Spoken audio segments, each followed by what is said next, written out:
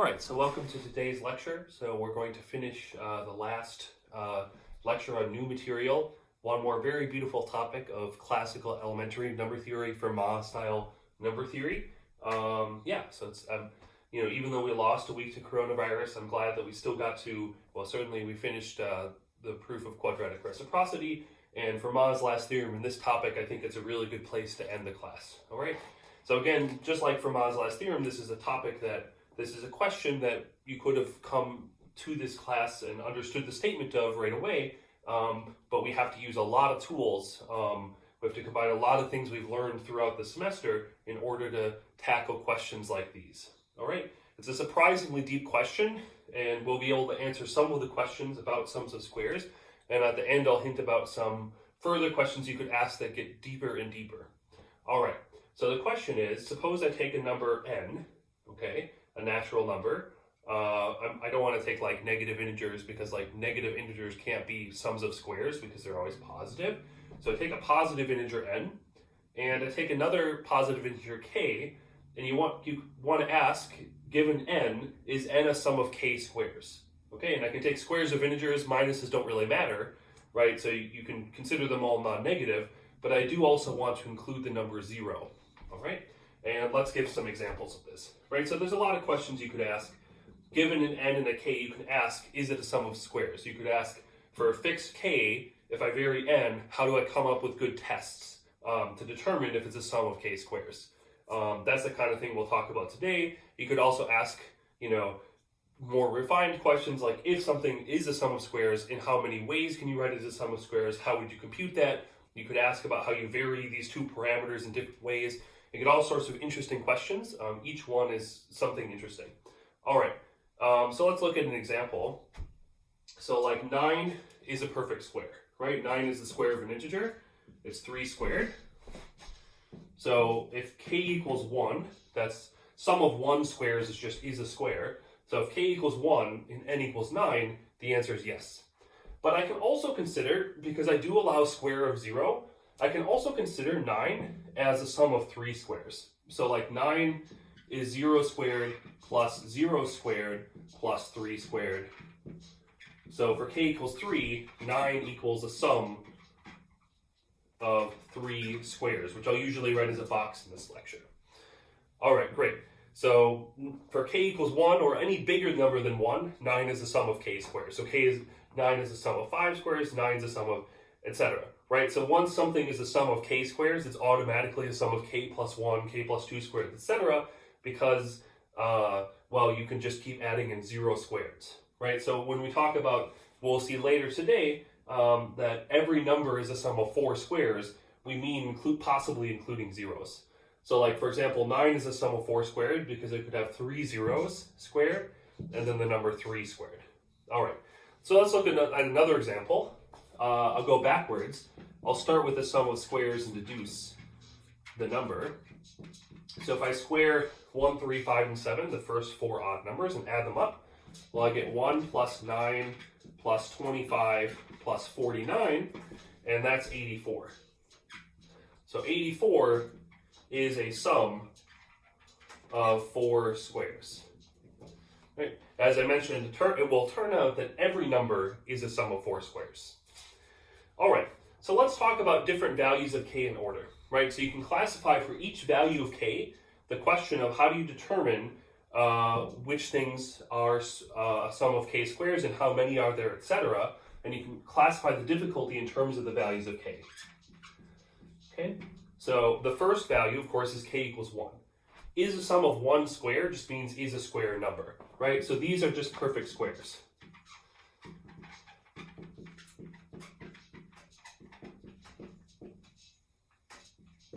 Okay, so that's it, right? So if you want to test, if I have a number, is it a perfect square? Of course, we can use prime factorizations to determine that, right? So you can take n, and you want to know, is it a perfect square? And you can factor into primes, into distinct prime powers, and you can ask, like, is a square is the same as all exponents are even? So is a square is the same as all prime exponents? So all prime exponents are even. right? That's it, right? So it does depend on the prime factorization, which may be hard to compute for really large numbers, but that's a pretty sensible answer, right? So for other values we're going to study, it's going to be the same thing, where it does kind of boil down to studying prime factors, and then for given prime numbers, you can ask when are prime sum of k squares. Well, that's the kind of business where we get into quadratic reciprocity and some of the stuff we've been studying. All right, great. Right, so that's k equals 1. I want to say one more thing. How many things are sums of 1 square? Well, I can say, I'll have to flip the board here. Not too much, there aren't really any equations I need from the last board anyway.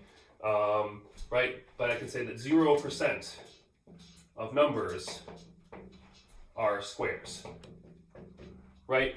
So what do I mean by 0%? I mean in a probabilistic sense.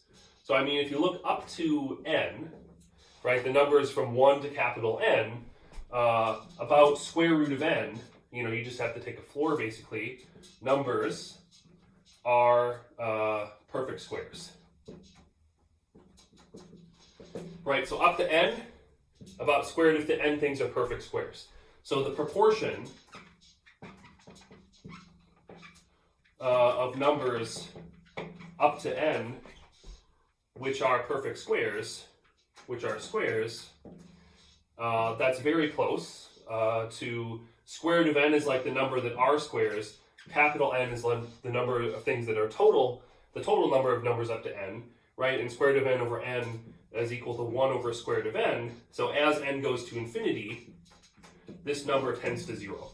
And that's precisely what we mean by 0%. So I say like a subset of the natural numbers is 0% if whenever I count up in a box or I count in an interval up to a certain height, and I divide the number of things in my set divided by the total number of numbers, if that's the percentage, this is the probability that if I pick a number from 1 to n, that it's a perfect square in this case, right? And as n grows, that probability goes quickly to 0. So we say that these are 0% of the numbers, right? So almost no, so we could, this is also a language we use. We say almost no integers are perfect squares, right? But the story changes a lot when we change the value of k. So we're not going to talk very much about the k equals 3 case today. So this is beyond the scope of the class for k equals 3.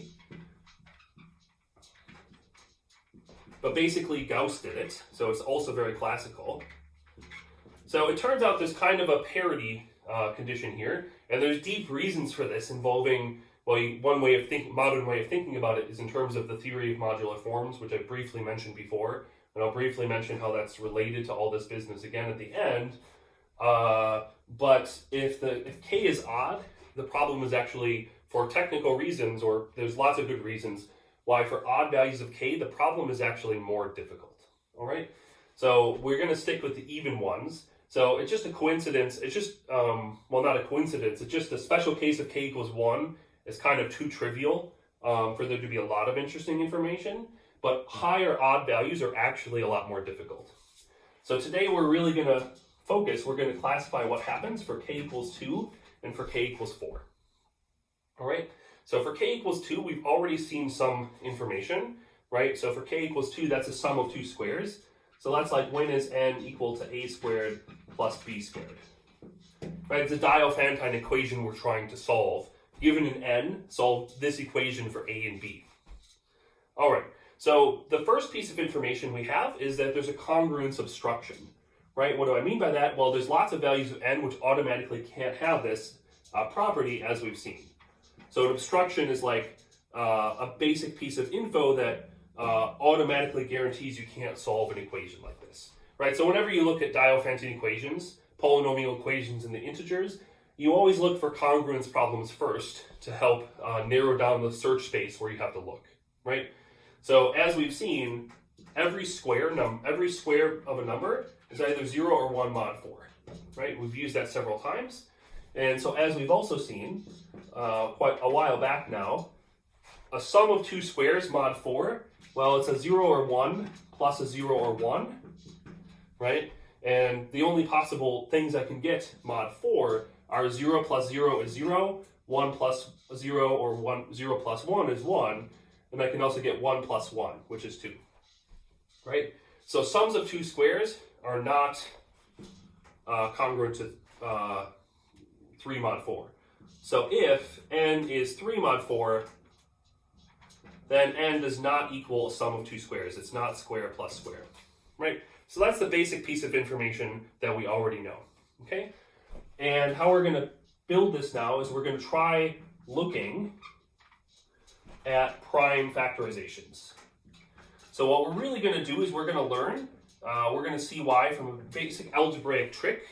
You know, any problem in this class, basically the entire semester, whenever we have any problem about natural numbers, we try to reduce it to studying primes first, right? That's like the general thing we try to do. So we're going to see how, next, how we can, if we know the answer for prime numbers on the left-hand side here, when primes are sums of two squares, we'll be able to build those up and say what happens to products of sums of two squares, so we can build up numbers from the prime factorizations, and basically we're going to reduce the problem to studying when is a prime of sum of two squares, right? Which we've looked at, you looked at closely in the sample exam, right? If a prime is 3 mod 4, well, the prime 2 is special, it's a sum of two squares, it's 1 plus 1. If a prime's 3, otherwise it's odd, and then it's either 1 or 3 mod 4. If it's 3 mod 4, it's not a sum of two squares. If it's 1 mod 4, it has a shot. And, well, we've seen it before, but I'll give a new proof today, that primes that are 1 mod 4 are sums of two squares, and we'll use that to bootstrap to say the answer for when is any number a sum of two squares. All right, so that's what we'll start in the next video.